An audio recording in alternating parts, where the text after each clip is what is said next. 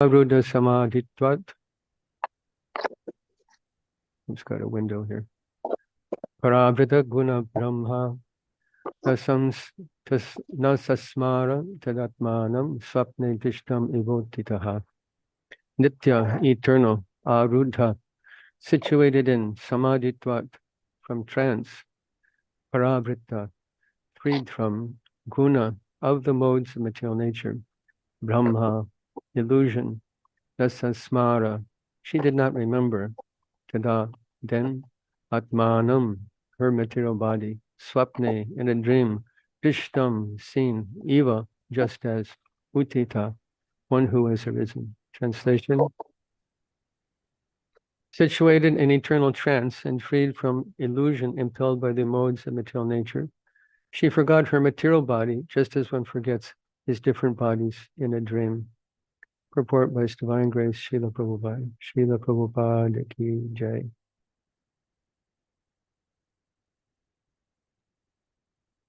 Just a moment, please. A great Vaishnava said that he who has no remembrance of his body is not bound to material existence. As long as we are conscious of our bodily existence, it is to be understood that we are living conditionally under the three modes of material nature. When one forgets his bodily existence, his conditional material life is over. This forgetfulness is actually possible when we engage our senses in the transcendental loving service of the Lord. In the conditional state, one engages his senses as a member of a family or as a member of a society or country. But when one forgets all such membership in material circumstances and realizes that he is an eternal servant of the Supreme Lord, that is actual forgetfulness of material nature. This forgetfulness actually occurs when one renders service unto the Lord. A devotee no longer works with the body for sense gratification, with family, society, country, humanity, and so on. He simply works for the Supreme Personality of Godhead, Krishna. That is perfect Krishna consciousness. A devotee always emerges in transcendental happiness, and therefore he has no experience of material distresses. This transcendental happiness is called eternal bliss. According to the opinion of devotees, constant remembrance of the Supreme Lord is called samadhi, or trance. If one is constantly in trance, there is no possibility of his being attacked or even touched by the modes of material nature. As soon as one is freed from the contamination of the three material modes, he no longer has to take birth to transmigrate from one form to another in this material world. Om Jnana Timirantasya Jnananjana Shalakaya Chakshurun Militan Jena Tasmai Shri Gurave Namah. Namashishtam Manomati Sachiputam Atrasa Rupam Rupam Tasyagajamuripari Matarim Goshtavatim Radha Kundam Girivaram Maho Radhika Madhavasam Prapto Yasya Pratita Kripaya Shri Gurum Tam Yatusmi Tvam Gopika Vishwaravistanayantake Sevadikari Guru Nijapada Padme Dasyam Pradaya Gurumam Vajakanane Shri Radhan Grisevandarase Sakinim Sugadda Radha Sammukha Sangsakting Saki Sangha Nivasanim Tamaham Satatam Bande Madhavashraya Vigraham Vande Rupa Sanatano Raghujugo Shijiva Gopalago Vande Nanta Advitashayam Shri Chaitanya Mahaprabhum Nitropi Yat Prasadat Sad Bhakti Shastra Pavartakam Nityanandamaham Nami Sarvanandakaram Param Harinama Padam Devam Bhavaduta Shiromanim Nilachala Nivasaya Nityaya Paramatmane Balabhadra Subhadrabhyam Jagannataya Te Namaha Taptakanshana Gaurangi Radhe Vrindavaneshwari Vishavan Sute Devi Paramani Haripriya Vrindaye Tulsi Devai Priyaya Keshava Saja Vishnu Bhakti Padidevi Satyavadhe Namanya Vancha Kopatubhyashta Kripa Sindhu Bhevaja Patitanam Pavinibhyo Vaishnavibhyo Namo Namah. Life's greatest illusion is described here by Srila Prabhupada. And this we've heard hundreds, if not thousands of times, that we are not this body. In my hand, there's about 50 bones. There's flexor tendons that make my hand go like this, and extensor tendons that make it go like this, and move my hand. There's blood and nerves and skin and hair and fat and cartilage. And we say, this is my hand. But if we injure it, we say, I have hurt myself. Because for lifetimes, we've identified with this body of blood and fat and skin and hair. How many times we've heard it? But how much have we realized that this is the difference between jnana and vijnana? Jnana means we understand something. It makes sense. It's logical. It's a rational explanation of the material world and my place in it. But vijnana means how much have we realized? And this is our whole problem. How much have we transcended the modes of material nature? And this is what's being described here. Bhakti begins, the very beginning of bhakti means to become free. Sarva-drik vinirmuktam tatparatvaina nirmalam hishikena vishikesha sevanam bhaktir uchate. What does bhakti mean? Bhaktir uchate. Bhakti is said to be. How does it start? Sarva upadi vinirmuktam, to become free from the upadis. What is an upadi?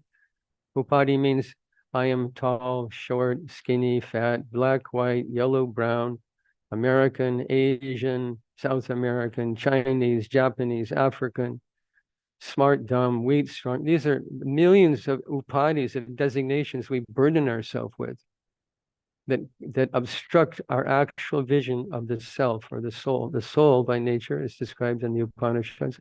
Asangahyaya Purusha, the Purush, the soul proper, the Atma, has nothing to do with this material world. Yet we live our life as if it was everything.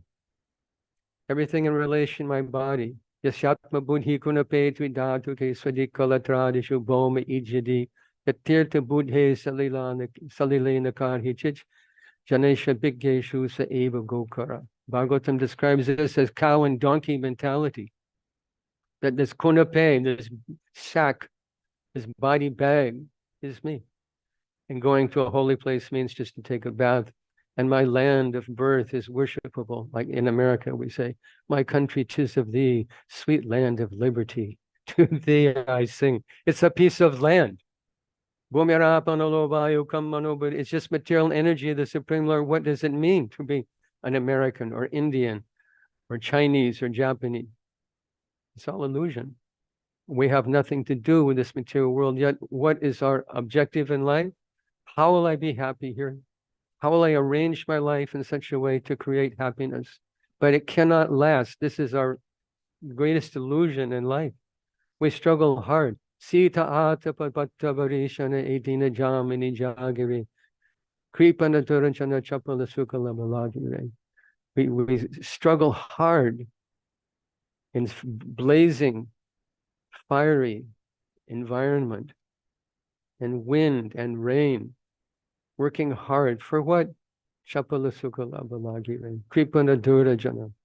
Chapala, to serve useless, miserly men for some temporary pleasure. And the day comes and the whole thing's finished. The whole thing is finished. It slips through our hands. Yet we think this is the goal of life. The goal of life is to become free from bodily identification. That's where it begins. Brahmabhuta prasanatmana sochatina kamshati samasarveshu bhutishu mad bhaktim labate param. Some people talk very high philosophy. Gopi bhav, manjari bhav, sakhi bhav. Who's my Yuteshwari? What's my Siddhadeya? Chant your japa and understand that you're not part of this material world. It begins with this Brahmabhuta realization. Nasochati nakangshati. I have no overwhelming desire. I have nothing to lament for. I'm not part of this world. I see the whole world as my friend. Samatsarveshu bhuteshu prasanatma. I'm always happy. This is a high platform. But have we understood that? This is what's being explained here. To understand what we are, and if we don't understand what we are, how will we understand what is the goal of life? How will we understand it? We have to transcend the modes of material nature. Once, Srila Prabhu was asked by one of my godbrothers in relation to this verse in Bhagavad Gita about transcending the modes of material nature. Brahmabhuta, no. Mam chayo vibacharina bhakti yogena sevate sagunan samati chaitan brahma bhoyaya kalpate. Bhagavad Gita says, you take shelter, devotional service, you transcend the mode, influence of the modes of material nature, you become gunatita, transcendental to the sattva, rajas, and tamas. So he expressed to Srila Prabhupada, this verse is there, Srila Prabhupada, but I'm not feeling very transcendental. So Srila Prabhupada gave a very nice answer. He said, bhakti is like a boat. But the nature of a boat is that it's always unstable because it's on the water. Human life is like a boat. With this human life, we can cross the ocean of material existence. And if we get a rudder means guru to give us direction. A boat on the water isn't sufficient. Without rudder, you can't go anywhere. There's no direction. You don't know where you're going. So guru is required. Rudder is required to have direction. And favorable winds are required. This is Vedas. So if one has Veda, one has a favorable human body, rare human body, and if one has guru, after one Brahmanda Brahmite Konya Bhagyavan Jeev Guru Krishna Prasadi Pai Bhakti Lata Bij. If he's received the seed of bhakti from guru, he has favorable wind of Veda, he has human life, he can cross the ocean. But the nature of a boat is that it's unstable. The waves come and the boat, you may think, I'm going to fall out of the boat. No, what's happening? I'm not going to fall. I'm going to fall. Then if you think, I'll get out of, I'll make a dash for it. I'll swim for it. Then you'll drown. We should be confident that if we accept all that's been given to us, the favorable wind of Veda, bona fide spiritual master, human body, if we take advantage of that, we will cross the ocean of material existence. But we have to tolerate our own existence. Bhagavatam tells us, Tattenu kampam susamikshamano bunjana evatmikatam vipakam tadvagopabirjanat. I can't remember the rest of the verse. Anyway, that Lord is being prayed to because he's full of compassion. He's susamiksha anukampartam, that he's full of compassion. So in devotee susamiksha mani, he earnestly hopes for mercy of the Lord. That Lord is by nature full of compassion. He's daya sindhu, kripa sindhu. He's full of compassion, especially for his devotees. He has special feeling for his devotees. So devotee earnestly hopes, when will that day come when I'll become free from the modes of material nature? When will I cry for you, Krishna? This great Paramahansa, Vamshi Das Babaji Maharaj, who is not part of this material world. There are many, many extraordinary leelas. He was a contemporary of Srila Bhaktisiddhanta Saraswati Thakur. He was asked by his disciples, his followers, I don't believe he had a disciple, but by his followers that would congregate around him. So they asked him, how will I get love of God? And he answered with one word. He said, cry. You want Krishna? Cry for Krishna. In this world, we cry for many things. A man cries for a woman cries for a man. We cry if we lose money. We cry if we damage our car. We cry if we don't have a proper place to live. We cry if we don't have proper food to eat. We cry if we don't have position. We cry if we don't have respect. We cry for many things in this world. But do we cry for Krishna? This is our whole problem. When will that day come when we cry for Krishna? No. Nayanam galada shadara yavadanam gadgadarudaya gira pulakarni chitam bapukada tavanam abrahane bhavishyati. When will that day come when tears flow from my eyes, when my voice is choked up, when the hairs of my body stand on end at the recitation of your name? When will that day come? When will I want you more than I want my next breath? We have to pray for that. But in the meantime, susamikshamana, we have to endure our own karma because we created it. Evatmakritam vipakam. We created this lifetime. We created this body by our previous lifetime's mistakes because we are foolishly attached to sense gratification, fruitive activity. Here we are again Again, we've taken birth in the material world. Again, we've accepted a material body, the most inauspicious thing for the Jivatma, for the spirit soul, to be covered by matter. So Bhunjana, we have to endure our own engagement, our own sentence that we've received from material nature, as a person who has broken the law. He's standing in front of the judge, and the judge says, we found you guilty of robbing a bank. Your sentence is you're going to be imprisoned for 15 years. So we've also been sentenced. And we don't know what the duration of our sentence is. Is it 50 years? Is it 5 years? Is it 100 years? But we've been sentenced to life in the material world because we've broken the laws of nature. We've broken the laws of God. And here we are. So we have to tolerate that situation. Bhunjana. Dayabhak.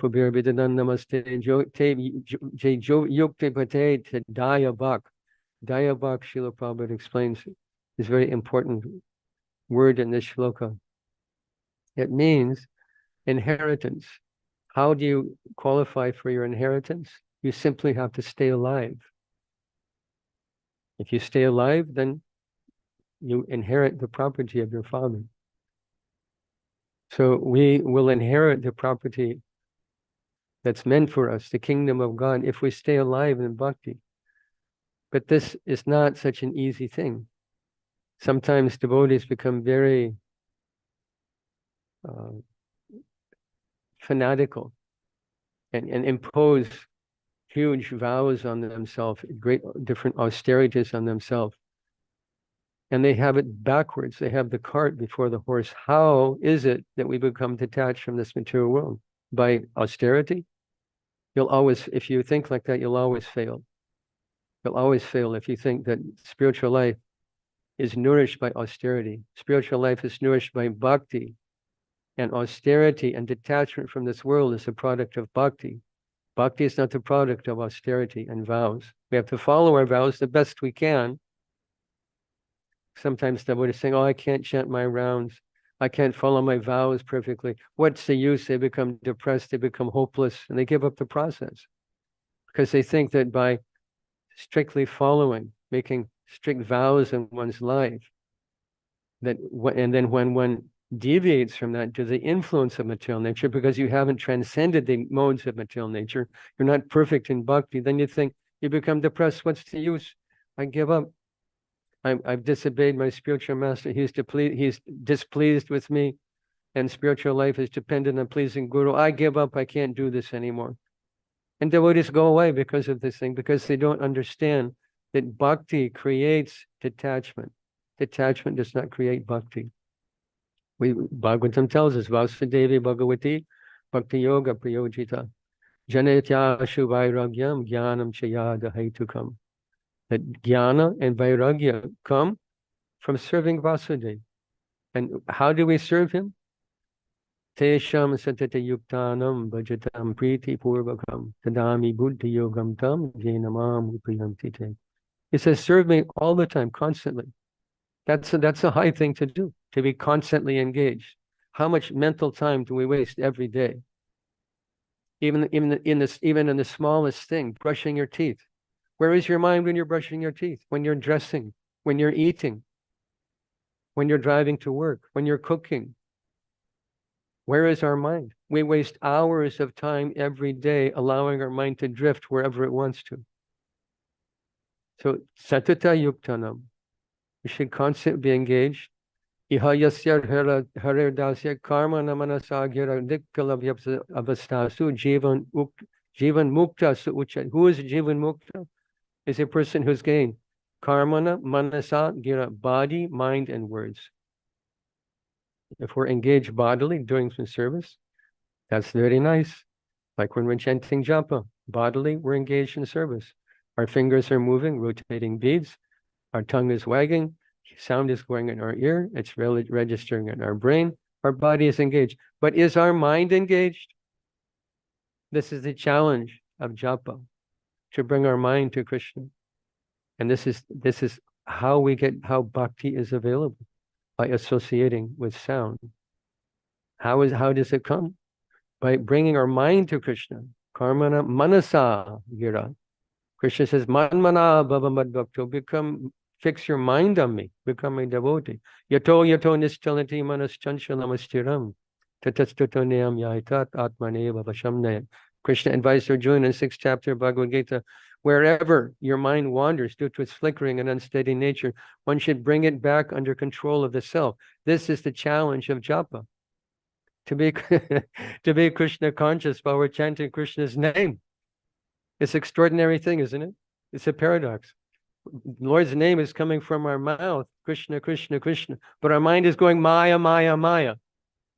Thinking about work, thinking about money, thinking about health, thinking about family, thinking about prestige, position, thinking about hundreds of things every morning. And our mouth is going Krishna, Krishna, Krishna. So spiritual life means bring your mind to Krishna, especially when we're chanting japa. Srila Prabhupada said the first challenge of japa is simply to hear. Because if our mind is very busy, we're not even hearing. You're absorbed in thinking something so deeply, unconnected, disconnected with what you're actually doing. You're not even hearing the mantra. So we have to bring our mind to hear Krishna. Karmana manasa gira. And this is bhakti. Satatam, tesham, satata yuktanam. Be always engaged. How? Bhajatam priti purvakam. With priti, with love, with rati, with affection, prema. Krishna doesn't need our service. Lakshmi sahasra satatam brahmasebhyamanam. Govindamadi purusham tamaham bhajami.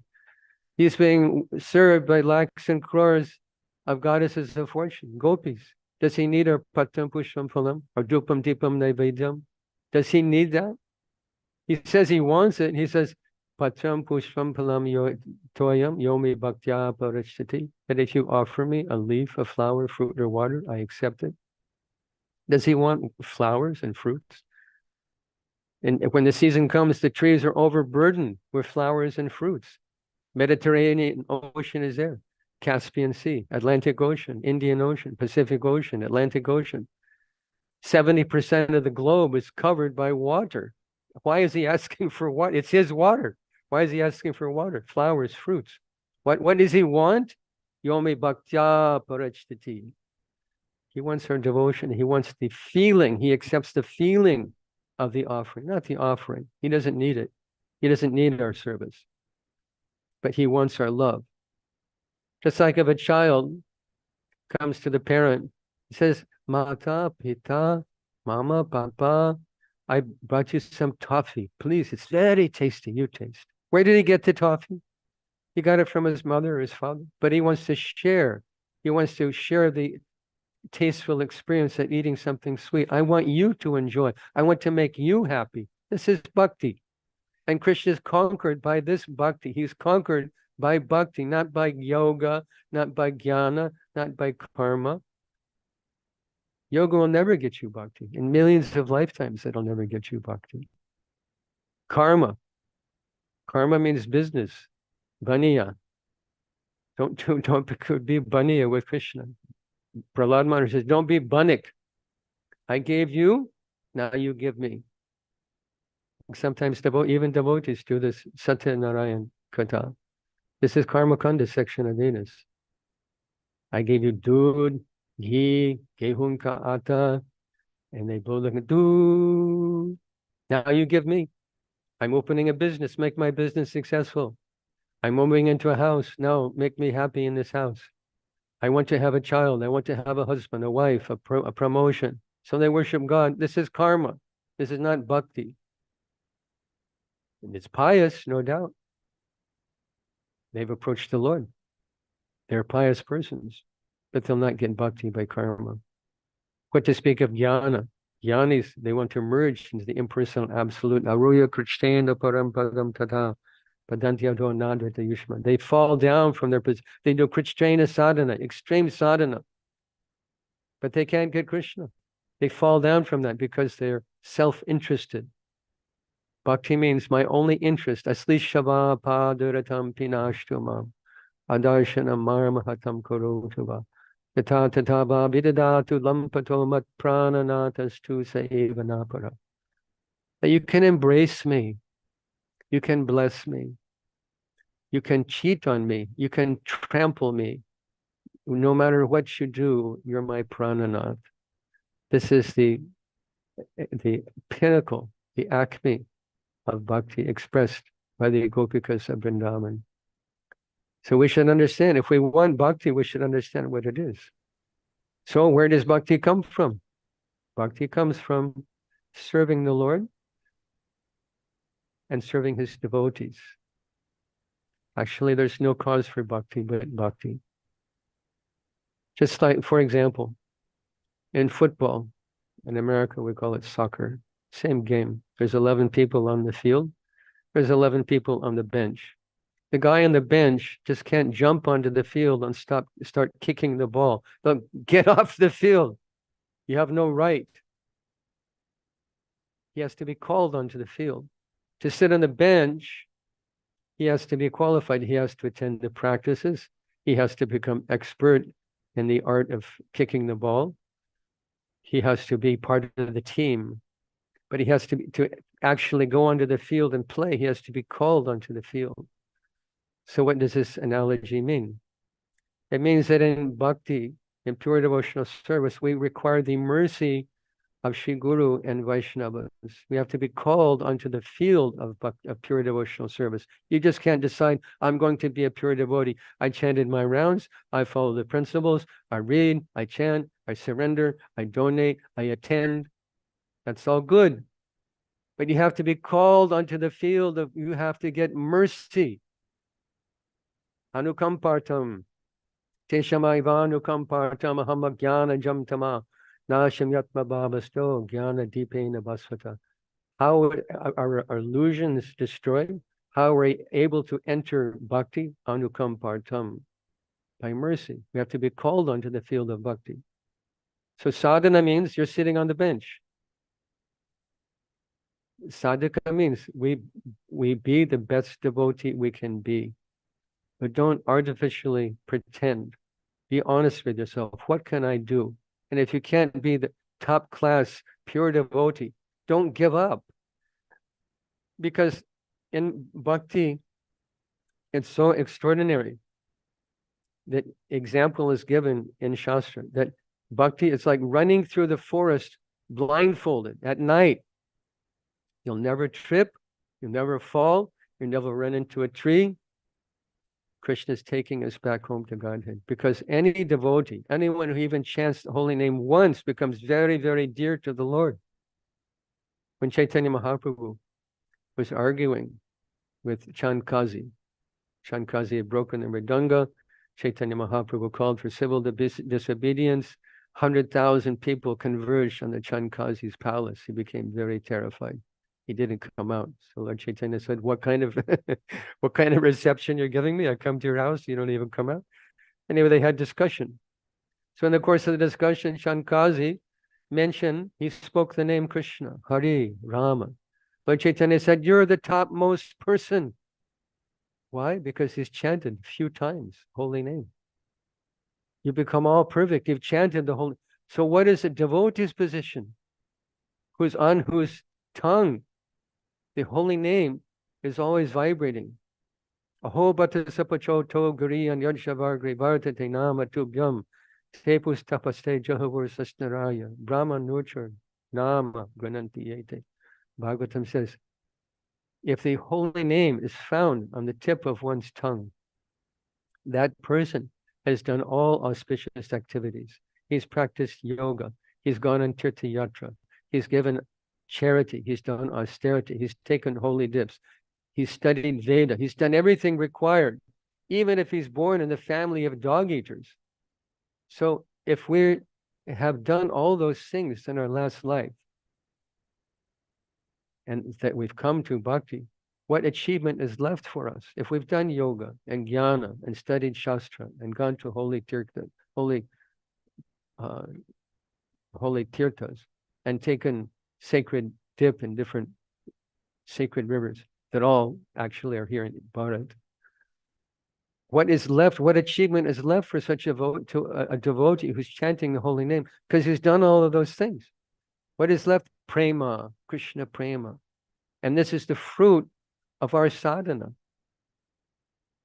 The fruit of Krishna nama is Krishna prema. Sadhana doesn't mean, Krishna bhakti doesn't mean anartha nibriti. Just rules and regulations, how to become calm, krodh, lobha, moha, matsari, how to become free from all the obstacles we experience. And now I'm free, and then what? Our prayojana, the highest thing we expect to achieve in this life is prema. And we should set our sights on this. We should set our sights very high. That in this lifetime, I want Krishna prema. And it's available. It's available. But we have to be patient with ourselves, because renunciation and purity is not a light switch. You turn it on, turn it off. Okay, from tomorrow, I'm going to be pure. And now, and no more lust, no more greed, no more envy. It's not a light switch that you can turn on and off. Better to be totally honest with oneself and have the mindset that bhakti comes to a person who is free from duplicity, who's free from cheating mentality. So we should be free from this mentality of guilt, that I'm not immediately achieving the goal. It seems like I've been chanting Krishna Nam for 10 years or 15 years. Where's the Premananda? It takes time. It takes mercy from the spiritual master. It takes mercy from the Supreme Personality of God. It takes mercy from Lord Krishna. So detachment and renunciation are not angas of bhakti. They're byproducts of bhakti. And the goal of sadhana is attachment to Krishna, not detachment from this material world. Don't make that mistake. That you feel yourself becoming detached from the material world. That's a good symptom that we're making progress. But it's not the goal to be detached from this world. Our goal is to be attached to Krishna. And a person can be attached to Krishna. He can be very attached to Krishna and not be perfectly pure in his sadhana. That's the fact. Otherwise, why do we continue? If there's no attachment to Krishna, why do we continue to chant? Why do we continue to read and serve and attend functions, donate, all the things we do? If there's no attachment, why do we do that? So one can have attachment to Krishna and not be perfectly pure, but that the goal is to increase that attachment more and more and more up to the point of Krishna prema. So we keep this prayojana, this goal in mind, because it gives meaning to our sacrifice. It gives meaning to our sadhana. If we don't understand why I'm doing it, what is the goal? Why am I chanting? Why am I controlling my senses? Why am I attending functions? Why am I reading books? Because we want this most rare thing, Brahma Durlabha Prem. That prema that's rare for even Lord Brahma, that Chaitanya Mahaprabhu is distributing Krishna Prema Pradayate, distributing wholesale. For what? For the price of one's faith. Jati dhan vidya balo nakareya peka has nothing to do with your social standing, your learning, your education, your bank balance, your position in society. It has nothing to do with that. It has to do with your sincerity of purpose. I found something meaningful that Srila Bhaktivinoda Thakur wrote that you might appreciate. He said, the renunciation arising from bhakti is the beauty of devotional life. To become renounced and then search out bhakti is unnatural and in most cases disastrous. Renunciation or detachment is the special ornament of the person who has attained bhava. It is not an anga of bhakti, but a symptom of bhakti. I'll read that again. It's not an anga of bhakti. Detachment is not an anga of bhakti, but a symptom of bhakti. So Srila Prabhupada would say, chant and be happy. Not chant and feel frustrated and guilty and stuck. overcome by obstacles. We should have that faith that no matter what obstacle presents itself in my life, I will never give up this process of chanting Krishna Nam. And that was exhibited by Haridas Thakur.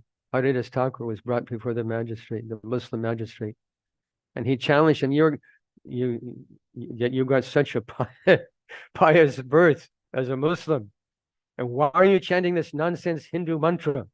If you don't stop this chanting, we will kill you. Haridas Thakur replied, you can cut my body into hundreds of pieces, but I will never stop chanting the holy name. We should have such determination. We should have that determination. An interesting point, Srila Bhaktivinoda Thakur also write in Jaiva Dharma. So far as Vaishnavism is concerned, there is no difference between a householder and a renunciate. Vaishnavas are compared only according to their devotion. The more advanced a Vaishnava is, the more advanced a Vaishnava is, simply the one who has deeper devotion for Krishna. So Krishna says same thing in Bhagavad Gita. Mam hi partya vibhashitya yepisu papa yonaya striyo vaishita sudras tepi yanti param gatim. Who gets the mercy? Whoever takes shelter of Krishna. Mam ashitya. Mam hi partya vyapashitya. Whoever takes shelter of Krishna gets the mercy. It has nothing to do with your ashram. It has nothing to do with whether you're at home taking care of babies, or you're at work making money to support your family, or you're at the temple as a brahmachari offering arti. Who gets the mercy? Whoever takes shelter of Krishna. We should always remember that, because sometimes it's easy for grihastha to become overwhelmed, because grihastha life is complicated. Anyone who is grihastha knows. Grihastha life is simply complicated. Demands of boss, demands of family, demands of children and wife and society. Many demands are there on any grihastha. Very complicated life. But who gets the mercy? Whoever takes shelter of Krishna. Whoever sees Krishna at every stage of life. Who is in a better position? A grihastha who is laboring hard in front of a computer screen or an office and thinking, I'm feeling so separation from Radha Govinda. I'm feeling separation from the Vaishnavas. Why am I here in this place? And there be maybe a brahmachari, he's offering arti, but he's thinking, should I get married? Should I not get married? Shall I get married? That pretty brahmacharini is so nice to me. Where is his mind? And where is the devotee who is at work thinking, if I could only be on the altar worshiping Radha Govinda? Has nothing to do. The point is, it has nothing to do with our material circumstance. It has everything to do with our consciousness. Consciousness is everything. So we have to cultivate our Krishna consciousness. Srila Bhaktivinoda Thakur wrote similarly in Jaiva Dharma. You should not think that one cannot attain the goal of Krishna prema in household life.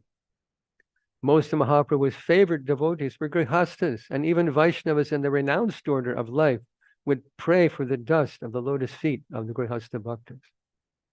Just see that even those in renounced order would offer obeisances to the grihasthas because of their progress in spiritual life. No bar. How much Krishna consciousness do you want to be? This is the only obstacle. And for that, we take up this process of chanting Krishna's name. This is the foundation of our spiritual life. There's also a nice verse in Śrīmad-Bhāgavatam that's encouraging in the 11th canto. It says, having awakened faith in the narrations of my glories, being disgusted with all material activities, knowing that all sense gratification leads to misery, but still being unable to renounce all sense enjoyment, my devotee should remain happy and worship me with great faith and conviction.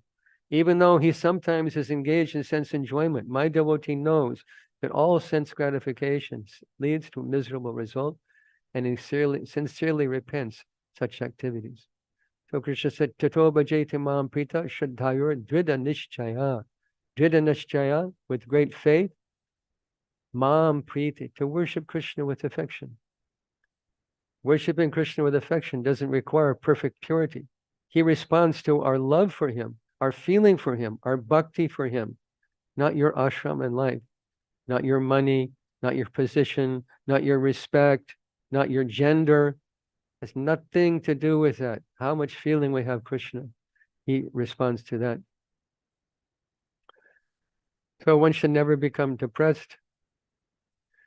Śrīmad-Bhāgavatam also says, 11th canto, the Lord speaking to Uddhava, my dear Uddhava, if my devotee is not fully able to control his senses, he may sometimes be attracted to material enjoyment, but because of his engagement in devotional service, he will not be diverted by sense gratification.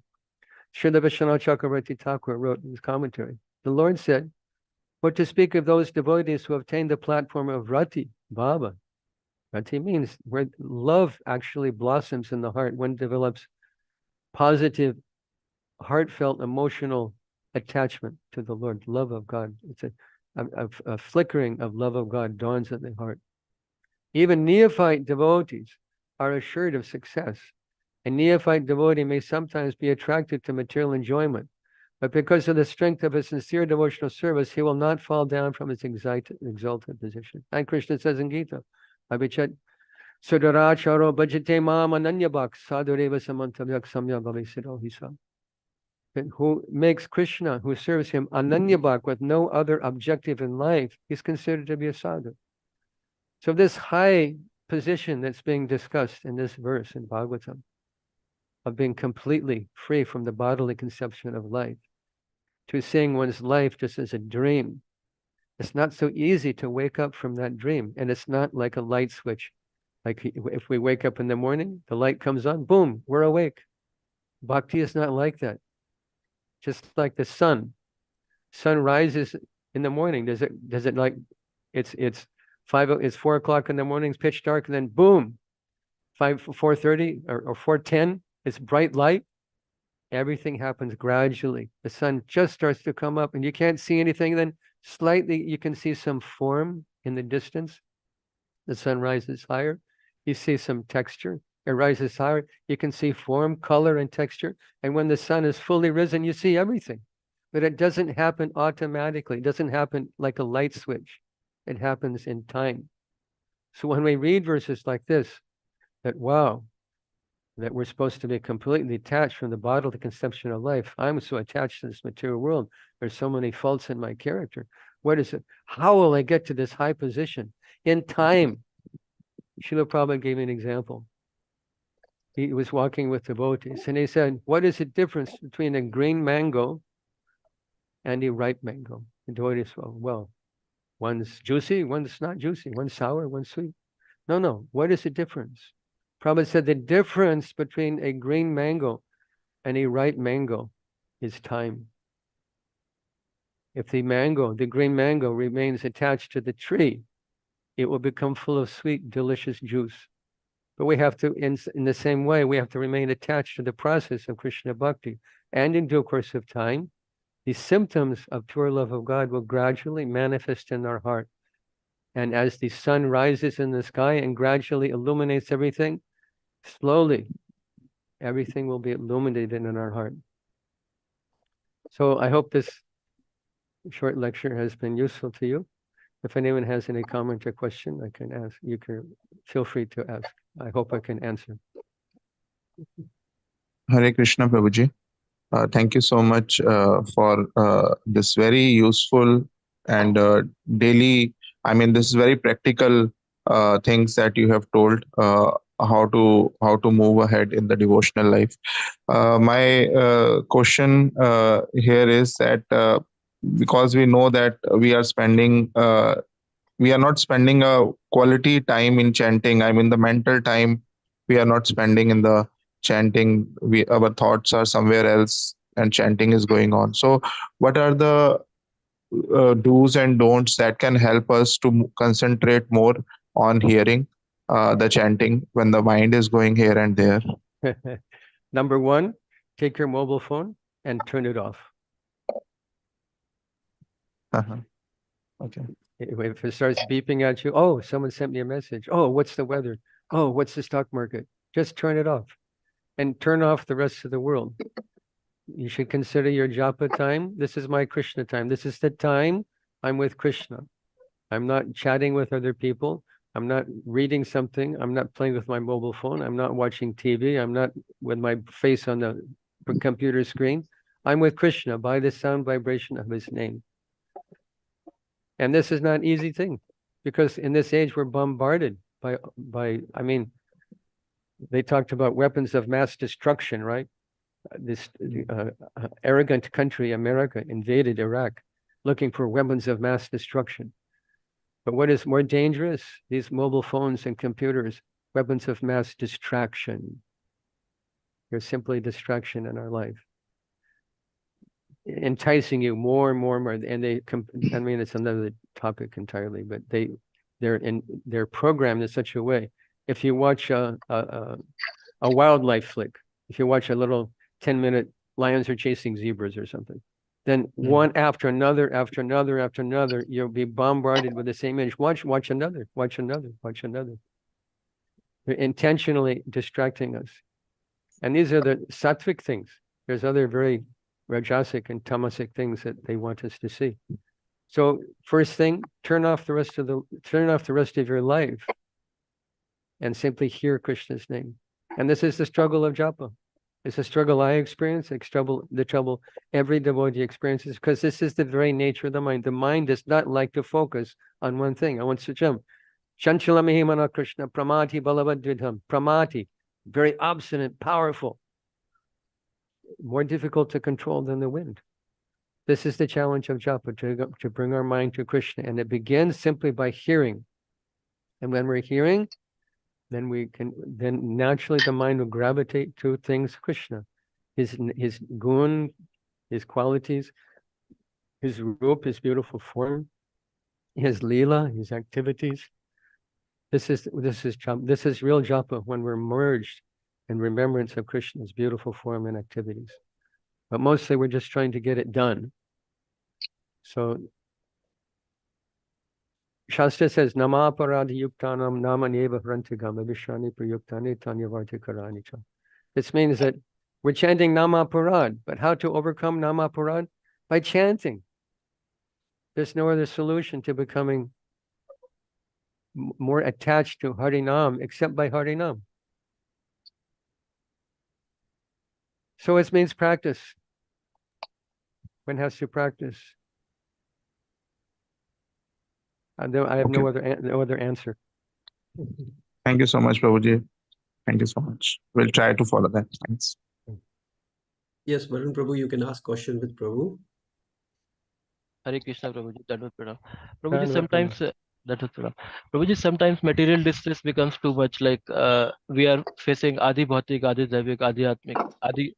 I mean, season is bad. It's very hot weather, and your relatives, they are disturbing you. In office, there is a lot of work. So there are a lot of things, and plus you try to chant and you say that I'm doing bhakti from such a long time, but still Krishna is not happy with me and I'm yet not initiated, and there is a big queue for getting initiation.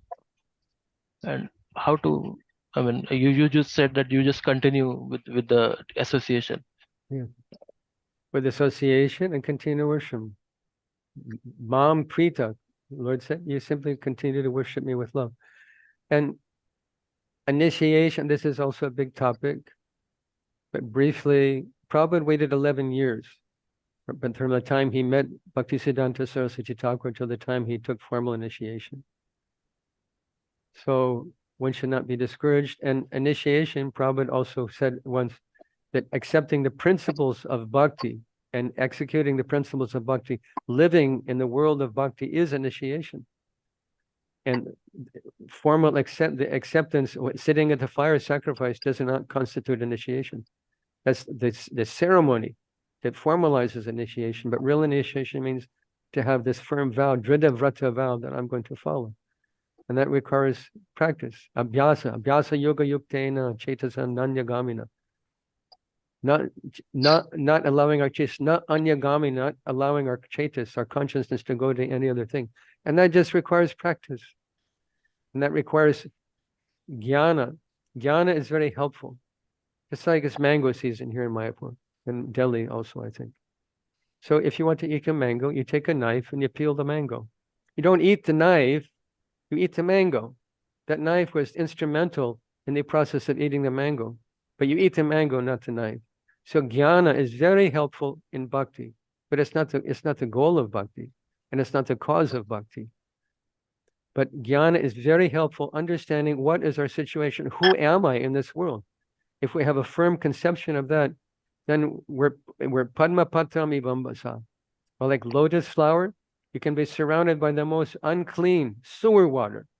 But lotus flower remains its beauty, its fragrance, and pristine nature. So if we understand who we are, if we can be internally absorbed, you can be at the office and be perfectly Krishna conscious. You can be at someone's wedding you're obliged to go to and be perfectly Krishna conscious. You can be any situation. Yam labhas chaparam labham mandite nadikam tataha.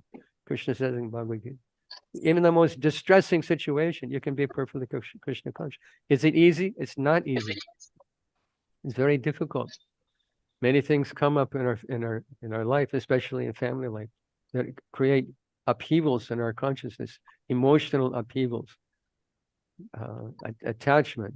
So many problems come. But we should have the internal reflection. Who am I? And what relationship does this have to me? Not very much. We have to do our duty. That's another discussion. But we have no identification with this material world. And if we have that vision that we're aloof, padma pattam, even it's like lotus flower, we're in the material world, we're not of the material world. And that's also a process. It requires practice. And that's one of the fruits of bhakti. We get that realization that comes to us. That realization, jnana vijnana, that comes to us by the execution of our sadhana. Is that helpful, Prabhuji? One more question, Prabhuji. If the distress becomes too much, should we pray to Krishna that please lessen my pain, please alleviate my pain, lessen my stress, all that? Queen Kunti Maharani prayed as a benchmark understanding. Queen Vipada Santutasya Kshatta Tattva Jagadguru Bhavato Darshanam Yatsat Apunar Bhavadarshan. He prayed, give me more distress. Because when I see distress, I see you. And when I see you, Apunar Bhavadarshanam, I don't see repeated birth and death. So a devotee should see every circumstance in his life as ultimately beneficial. And that, Prabhu, from my own personal perspective and things I'm going through in my own life, is not easy. But everything is ultimately for our benefit. Small example. When I was 19 years old, our family home burned down. Everything I owned was finished. My father is a very wealthy man who was an orthopedic surgeon. The fire happened right next to my room. I was left with the clothes on my back. The next day I went to my room, everything destroyed. I was very angry. But long story short, if that had not happened, I never would have met devotees. Krishna wiped the slate clean, forced detachment, and brought me to the fold of devotees, the association of devotees. Made me completely ready to accept the association and service in Chaitanya Mahaprabhu's Sankirtan mission. So that fire was actually a great blessing. At the moment, I thought this is a disaster. Everything I own, what a disaster. It was the greatest blessing.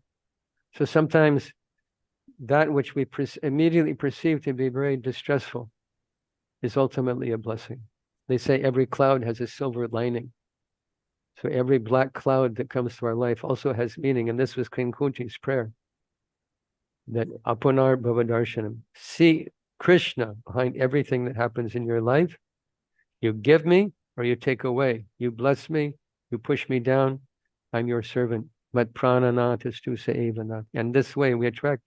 Krishna is very controlled. He's very controlled by such pure bhakti. That I don't want anything but from you except your service. So if you're not able to pray like that, then pray for his help to remove your anxiety. But another anxiety will come. This is an anxiety-filled, this is an ocean of anxiety life we live in that we've accepted, foolishly accepted. So it's a world of duality, Dvanda Mohena Bharata. It's a world of duality, happiness and distress, heat and cold, honor and dishonor, poverty and wealth, health and disease. It's a world of duality. We have to be internally fixed beyond the dualities of material life. And that, Prabhu, takes practice and blessing. Hari Bol. Thank you, Prabhuji. Everything is a blessing from Krishna. Hare Krishna. Yes, you're also a blessing for Krishna. You gave a very nice question. Hare Krishna. So Sneha Mataji also unmuted her mic. So if you have any questions, Sneha Mataji, you can ask. Otherwise, Deepika Mataji, you can continue after a few seconds.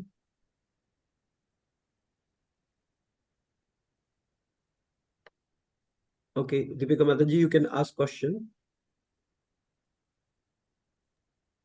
Hare Krishna, Prabhuji. Hare Krishna.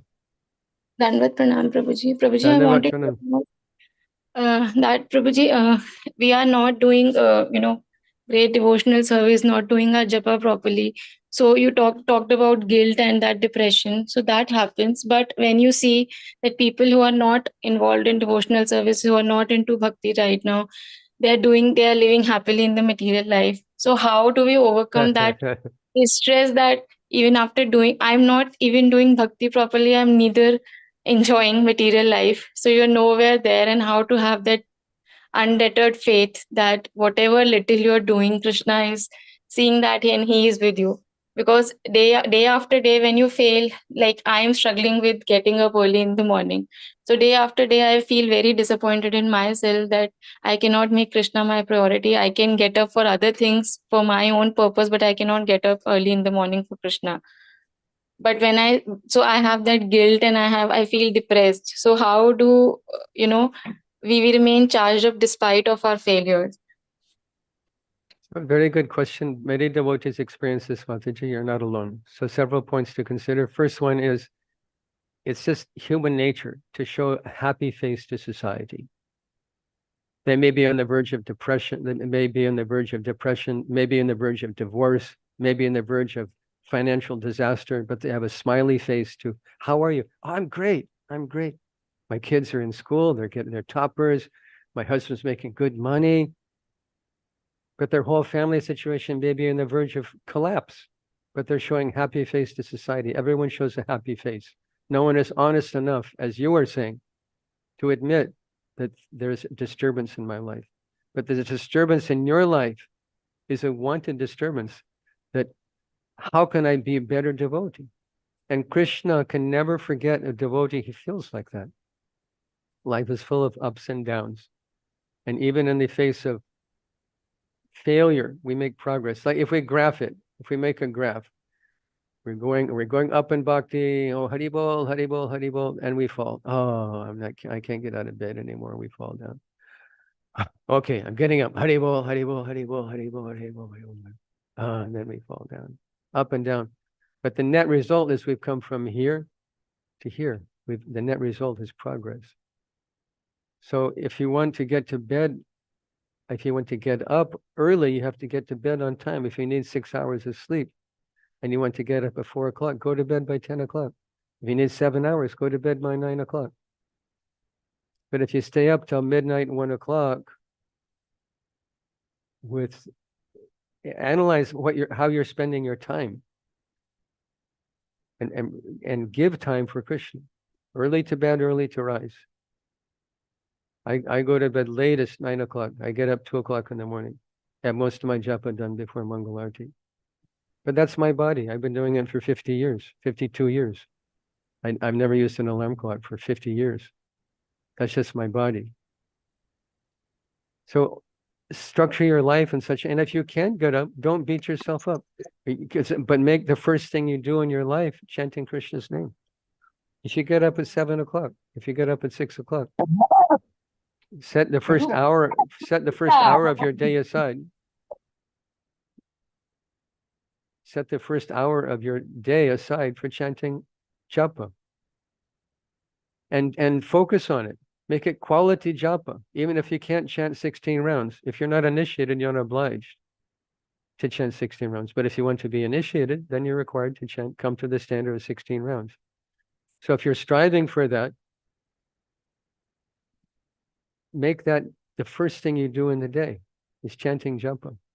and make it quality japa, not just gibbery japa. Just I want to get it, I want to get it done, I want to get it, I want to get it. But chant Krishna, chant Rama, hear Lord's name, focus your mind, and you'll get more juice out of it. You can't get, there's no juice in chanting gibber japa. So make Krishna a priority and everything will follow after that. It's just the way things work. Make Krishna the center and everything will follow. And do the best you can. If you're experiencing obstacles, and that's one of the major themes of this whole class. If you can't be perfect, don't beat yourself up. It'll only make you depressed. Look, we say, is a glass of water half empty or half full? You can say it's both. Oh, this glass is half empty. Oh, I can't get up in the morning. I can't finish my japa. You can think like that, but think the other side. I've come to Chaitanya Mahaprabhu's movement. I'm chanting the holy name. I'm hearing from bona fide spiritual master. I'm associating with devotees. I'm serving. I'm so fortunate to come to bhakti. Then we feel happy about ourselves. If you're continually looking at the defects in your bhakti, we should realize them and try to be better. But if you're fixated on the defects in your life, you'll only become depressed. Look at the bright side. Krishna can never forget you, Mataji.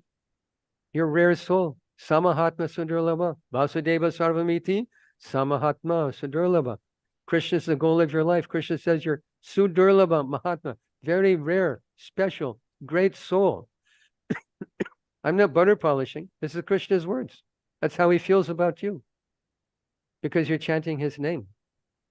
So take heart, be positive also. And just try to be better. Be the best devotee you can be at different circumstances in your life. Is that helpful to you, Mataji? Very helpful, Prabhuji. Thank you so much. And No, Prabhuji, just one more question. There are a lot of my friends and family members, they're like completely faithless. It's like we cannot have faith in anything. So how do we deal with them when they see us, they make fun of us or say any rubbish things? So how do we stay focused and not let their words affect our bhakti? if one isn't expert enough to counter their arguments, because if we examine them, very superficial arguments. They're made by materialistic persons who are envious of God, period. And Chaitanya Mahaprabhu asked, who is a Vaishnava? He said, a satsanga tyaga e Vaishnavachar. Who is a Vaishnava who gives up a satsanga? If they're simply trying to drag you down, why do you spend time with them? And be bold. If they're criticizing, then shoot it back at them. Why? What is your authority? Bhagavad Gita says this.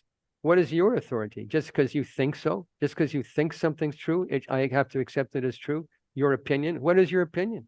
It doesn't amount to a hill of beans. Who cares for your opinion? What does Krishna say in Bhagavad Gita? Do you know? Have you read Bhagavad Gita? Do you chant God's name? Do you live a pure life? Who are you to criticize? We should be a little strong also. Don't be influenced by people. And anyone who comes to bhakti is very, very fortunate. And it's the nature of this material world. It's full of envious people that simply want to drag you down. So if they're chronically envious, why spend time with them? Why spend time? And if they're criticizing, no, be familiar with the philosophy of Bhagavad Gita sufficiently to counter their arguments. Put them in their place. It's like, who are you? Who cares for your opinion? It's just your opinion. I mold my life based on Krishna's opinion about God's opinion. Are you an atheist? Do you accept Bhagavad? Are you a Hindu? Do you accept Bhagavad Gita? Do you accept Krishna is God? If you don't, how can we have a discussion? I mean, there are many ways we can deal with such people. Or you can simply, Shastra also says, upeksha. Prema maitra krupa upeksha. If they're innocent, kripa, give them mercy, teach them something. But if they're simply envious and want to drag you down, upeksha, neglect them. Don't spend time with them. Agitate your mind. Sure, Prabhuji. Thank you so much. Dandavat pranam, Prabhuji. Hare Krishna. Hare Krishna. Dandavat pranam to you, Mataji. Good luck. Hare Krishna, Sarva-drik Prabhu. Yes, we will take another question. Varun Prabhu, you already spoken, asked 2 questions. So we have running with the time as well. So quickly we can ask 1 question from Rakshini Mataji. Yes. Hare Krishna, Prabhuji, Dhanavad Pranam. Dandavar Pranam Mataji. Prabhuji, I have a question. So, like when I convince someone to do chanting, they'll say they will not do, but when I call for temple, they will come, they will read books. So is it okay to again and again convince them to do chanting? Yes, this is very wonderful service you're doing, Mataji. We should what is it? Diyatam diyatam karno niyatam niyatam vachaha giyatam giyatam nityam harinamaiva kevalam. We should chant holy name over and over again. We should hear the holy name over and over again. We should sing the holy name over and over again. And we should request people to chant the holy name over and over again until they wake up. Jeev jago. What is the meaning to your life? Give them some philosophy also. Don't just request them to chant. But explain to them the reason why there's a whole philosophy, a very deep, wonderful philosophy. Deep as the ocean philosophy. Not superficial philosophy. Many superficial philosophy, they're like the fish swimming in the top of the ocean. The gems are in the bottom of the ocean, and the gems of Krishna Bhakti are this deep philosophy we read in Upanishads, in Mahabharata, Ramayana, Gita, Bhagavatam. Most beautiful gems of love of God. So teach them also. Request them, but also teach them by your example and by your words. And they will come to Krishna consciousness. But this very wonderful service you're doing, Mataji. Thank you very much. True, but if we try to convince also, they are not getting convinced. Like they will give some other reasons not to chant. So how to convince them? Then forget it. Otherwise, you may be chanting the glories of the holy name to an unfaithful person. There's many receptive people in the world. Try and find the people that have an interest, even a slight interest. But if someone is stubbornly refusing to chant, why waste your time? They will remember you at the time of death and they will cry. Why did I not take that lady's advice? Why did I not chant Hare Krishna? Now my tongue is dead. I'm leaving this dead body. And I didn't do anything in my life. And now I have to face my own sins. So they will cry at the time of life, at the time of death, and devotee will be embraced by the Lord. So take your choice. Everyone has to make a choice and accept the consequences of one's choice in this life. But if they're inimical, they're stubborn, don't waste your time. India is a big place. There's 1 billion people, potential devotees. Hare Krishna, Prabhu. Thank you so much. Dhanavad Pranam. Jai Dandava Pranam, Vaishnavi Pranam. Hare Krishna. Hare Krishna, Sarva-drik Prabhu. I'm very grateful to you after listening to the beautiful katha. So we will conclude here. If you don't mind, I can just in a quick 1-2 minute, I will review that what you have told in the lecture is fine with your permission. Yes, of course, Prabhu. Dasosmi. Okay, thank you. So I have write the notes like Prabhu said, the quality japa means hear the holy name of the Lord and don't use your mobile. Keep your mobile in other room or switch it off during your japa. The second point, Prabhu said that bhakti is like a boat, the example Srila Prabhupada given, that it can be unstable, but by the Vaishnava and Guru mercy, we can get a right direction. And we have to cry for Krishna, at Vamsidas Babaji used to do. So we are not crying for Krishna, that is the reason we are not getting Krishna. So another Prabhu said that karma don't need our service. Krishna doesn't need our service, but he needs our feeling or love for Krishna. And we can get the mercy of by the mercy of Sri Guru and Vaishnava, we can get the Krishna. And another point that Prabhu said that chant and be happy. So every devotee must be happy in Krishna consciousness. They should be satisfied. There is no need to be sad and there is no need to be lament. And the last point that Prabhu said in the class, that sense gratification can lead us to the miserable pain. So this was a wonderful class, and I request all the devotees to chant a big Hare Krishna Mahamantra for Sarva-drik Prabhu and pay his, our gratitude to him. And Jai Hare Krishna. Hare Krishna, Hare Krishna, Hare Krishna, Krishna, Hare Krishna, Krishna Hare Krishna Hare, Hare Hare. Hare Hare Ram, Ram, Hare Hare Ram. Ram, Ram Ram Ram Ram, Hare Hare Hare Hare. Krishna. Krishna Krishna Hare Hare. Hare Ram Ram So Ram Okay. Hare. we will conclude our session here. And again, from our bottom of heart, we are very thankful to Sarva-drik Prabhu and keep coming to our program. And we are grateful to you, Prabhu. You gave us your valuable time. And we are really very sorry. This is the e-temple. We cannot offer you the garland. We cannot offer you the prasad. But You we can are offer so you can, we are you so can offer your unfortunate to do. you can offer your blessings No, bro. because You are so humble. you're all dear to Srila Prabhupada, so you can all bless me. Thank you for the opportunity to speak to you. Srila Prabhupada ki jai. Hari bol, Hari bol. वाञ्छा कल्पतरुभ्यश्च कृपा सिन्धुभ्येव च पतितानां पावनेभ्यो वैष्णवेभ्यो नमो नमः। अनंत कोटि वैष्णव वृंद की जय। श्री सर्वदिक प्रभु की जय। श्रील प्रभुपाद की जय।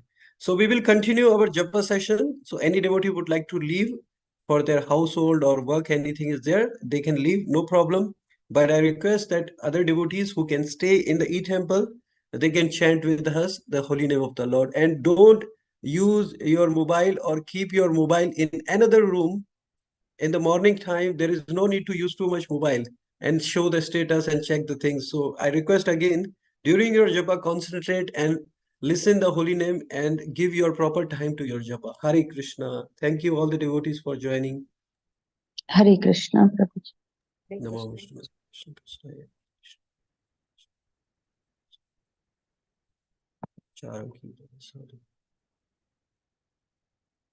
Krishna Chaitanya. Shiva Sadi Gaur Bhatta. Shri Advaita Gadadhar Shiva Sadi. Hare Krishna, Hare Krishna, Krishna Hare Hare, Ram Hare Ram, Hare Ram, Hare Ram, Ram Hare Hare, Hare Krishna, Hare Krishna, Krishna Hare Hare, Ram Hare Ram,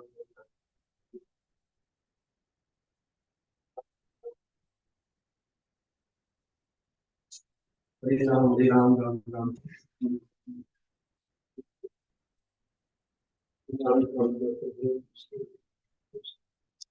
Hare Ram, Hare Ram, Ram Ram, Hare Hare, Hare Krishna, Hare Krishna, Hare Ram.